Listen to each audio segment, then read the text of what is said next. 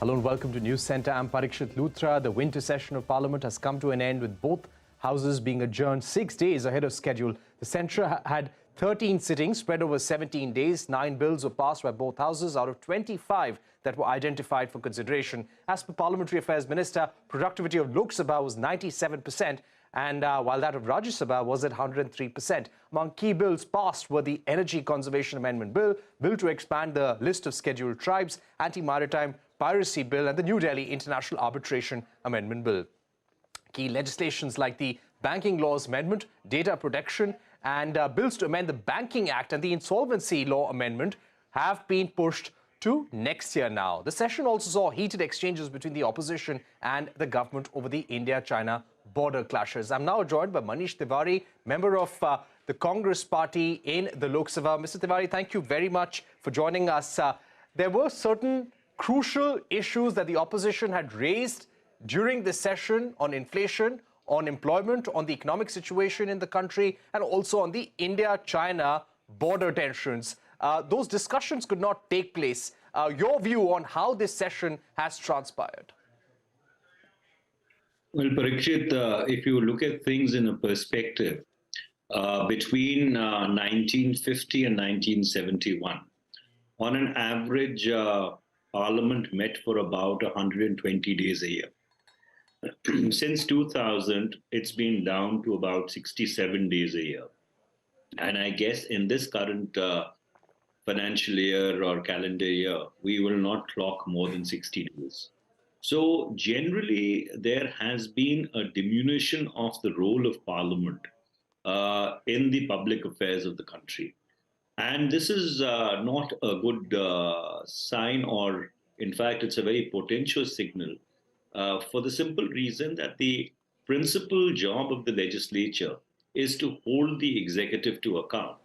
And therefore, you find more often than not, the executive tries its best to duck discussions on important issues. You mentioned 5 issues which the opposition had flagged. But most importantly, on the Sino-Indian relationship, I personally gave an adjournment motion every day from the 7th of December 2022 till Parliament adjourned today. But unfortunately, government is extremely diffident about having a discussion on what is happening on our borders or the general disposition of China towards India.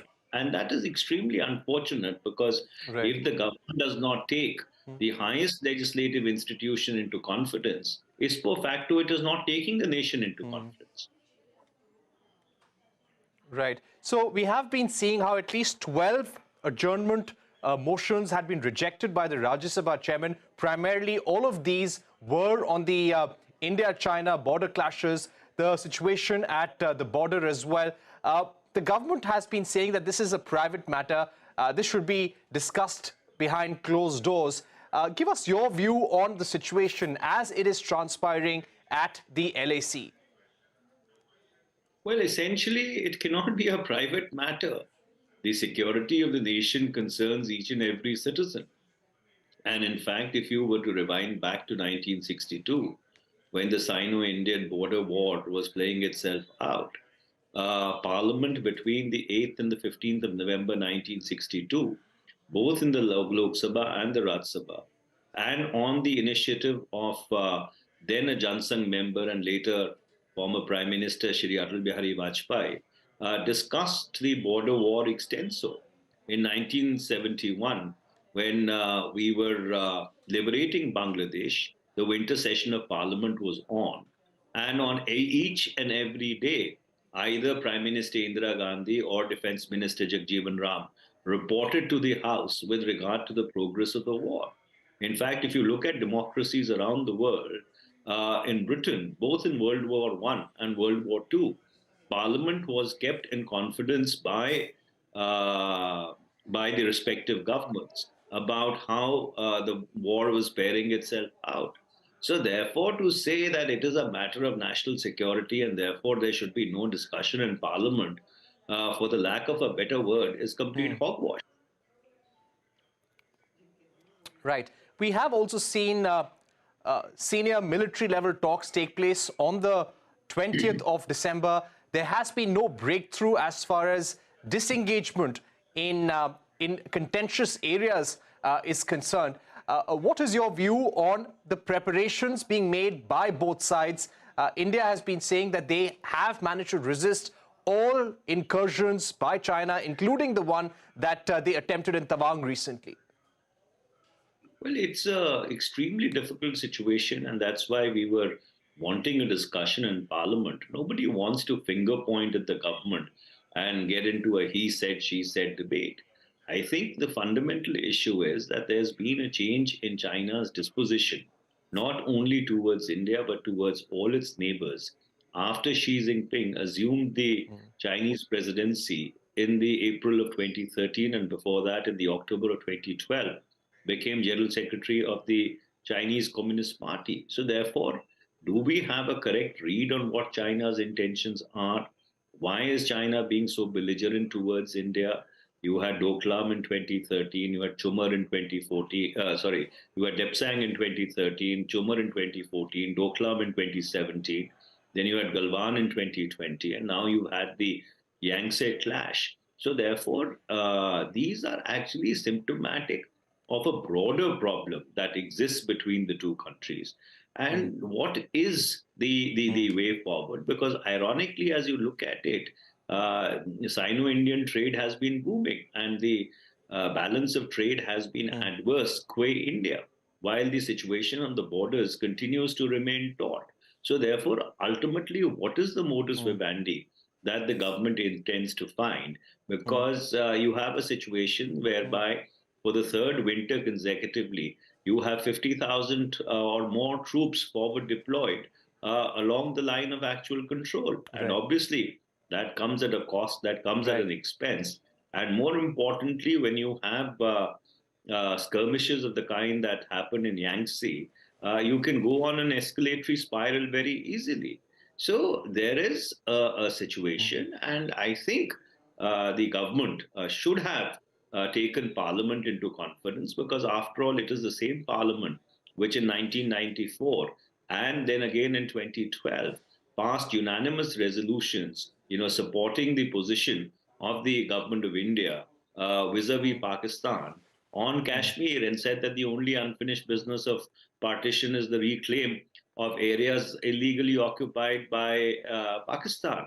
So therefore, whenever there's been a question of national security, Parliament has always risen to the occasion. Mr. And Tewari, I find no reason why this discussion should have happened.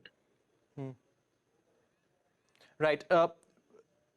We have seen an unprecedented third term for President Xi Jinping. He has emerged stronger politically.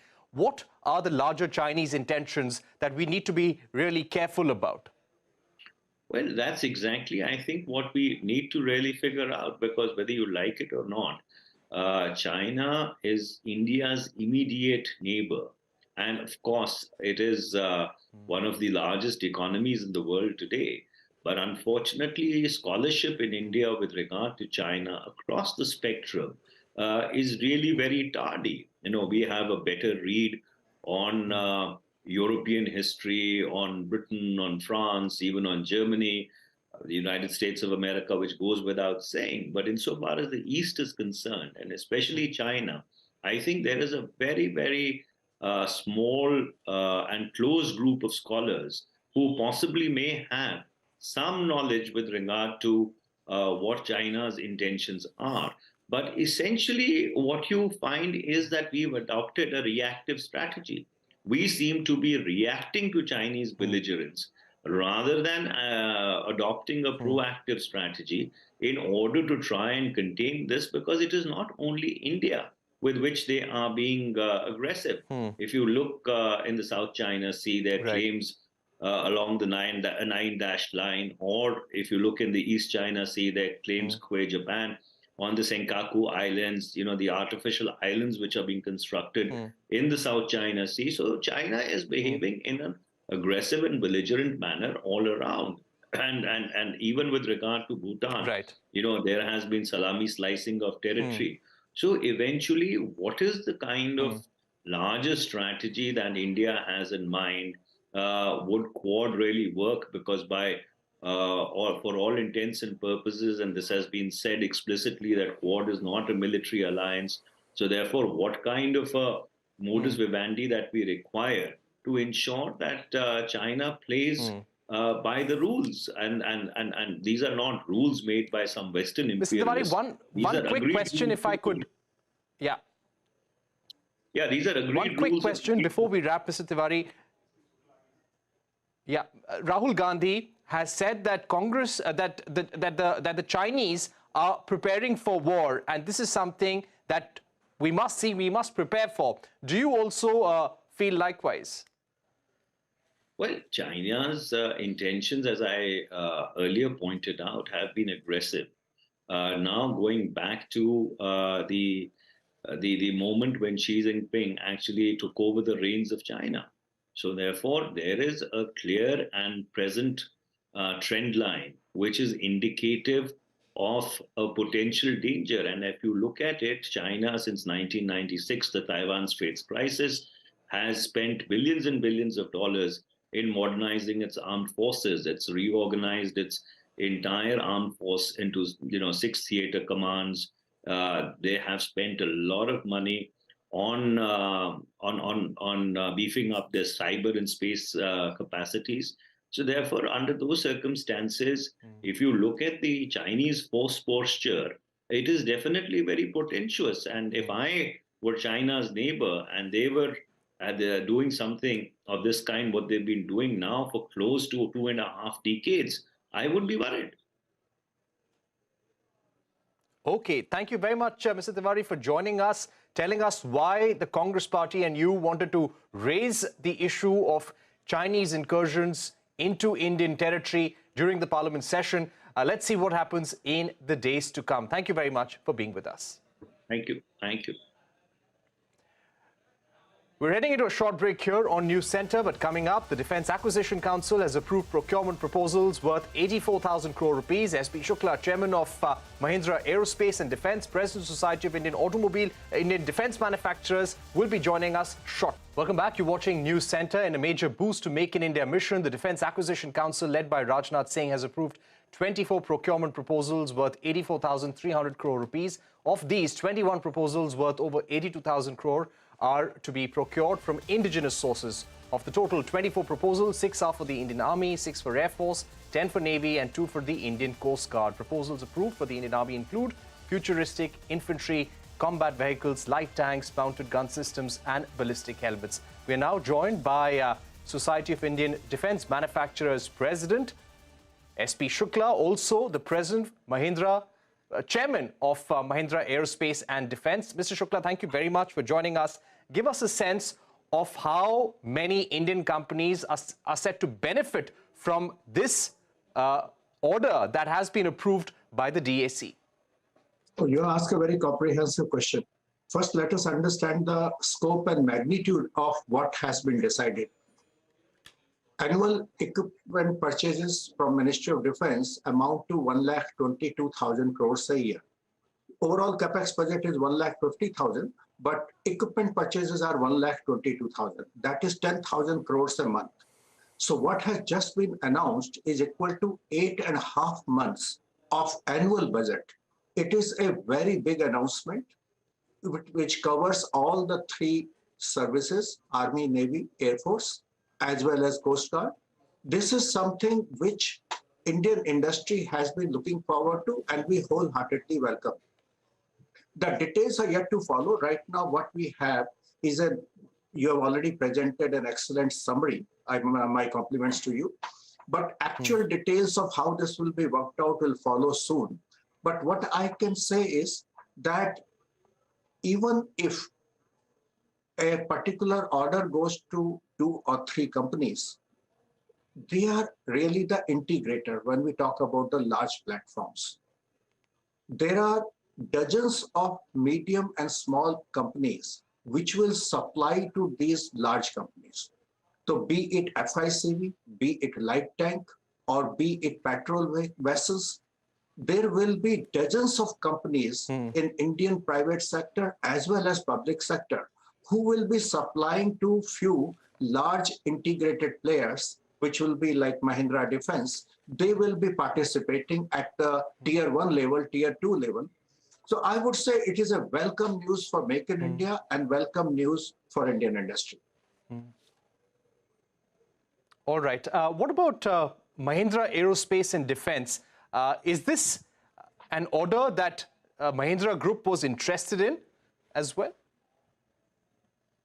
Of course, take the project FICV. This project started several years ago, and one of the prime movers from Indian industry was Mahindra Group. We said this is something which can be done in India. We were one of those who submitted the proposal several years ago, and these things take considerable evaluation consideration. So now the due process will be followed. As you know, Indian Ministry of Defense follows a well-defined structured process. Acceptance of necessity, which has just been approved, is the first step in the procurement process. What it means is, formally, Ministry of Defense has accepted that armed forces need these equipments and the process can begin. Now, it will take 3 to 6 months for a formal RFP to come out for each one of these items to which industry will bid. We are confident, details have not come out, but we are confident that several of them will be under Make One projects where there will be competitive bidding, where people will be selected on the basis of quality and the price quoted. Right. Mr. Shukla, just to ask you about the opportunity for domestic defense manufacturers as India presses ahead with defense indigenization, in terms of opportunities to get further orders, to manufacture more in India, export more from India, what does 2023 entail? Annual procurement budget will only grow, what with all the tensions on our borders. So we have no doubt that annual defense procurement will be of the order of 150,000 crores a year for several years in a row now going forward. If we take it that 80% of will be Make in India, and here I give full compliments to the government, it has risen from 1/3 domestic and 2/3 import. Now 2/3 domestic, 1/3 import, and going forward, I can see 80% will be domestic production. So we are talking about 150,000 crore budget going forward. 80% is 120,000 crore opportunity for Indian companies, both large companies as well as suppliers to these large companies. So there is a multiplier impact in the industry. If large companies were to get order X, the multiplier impact on entire Indian economy is 3 times. Right. Would you also say, sir, without going into the border clashes between India and China, but the continuing tensions over the last 1 year have made the Indian government work with greater speed when it comes to making new acquisitions of weapon systems or acquiring more ammunition or speeding up the contract approval process? You have very well described the situation. The Make in India acquires greater focus in the context of any critical situation. It, in case of emergencies, and we hope it does not arise, you need to have local support available for spares, for service. You cannot at the time of emergency depend that someone from far away will come and support the equipment when you need it most. That is why criticality of Make in India in defense. The obvious impact of 1 lakh crore, 120,000 crore being made in India with multiplier effect, taking it 3 lakh crore, is a significant impact on GDP as well as on employment. We believe that defense sector has a potential to create 50,000 to 75,000 crore jobs in next 5 years through Make in India initiative. My final question to you, sir, would be when it comes to greater indigenization and greater exports from India, what more can be done by the government, by the Defense Ministry, and what can the budget do for the local, for the domestic manufacturing industry? So first, let us acknowledge what has been done. And those are very important things. licensing procedures for export have been liberalized in a great way. It is much easier today to export than what it was earlier because defense exports are always a sensitive matter.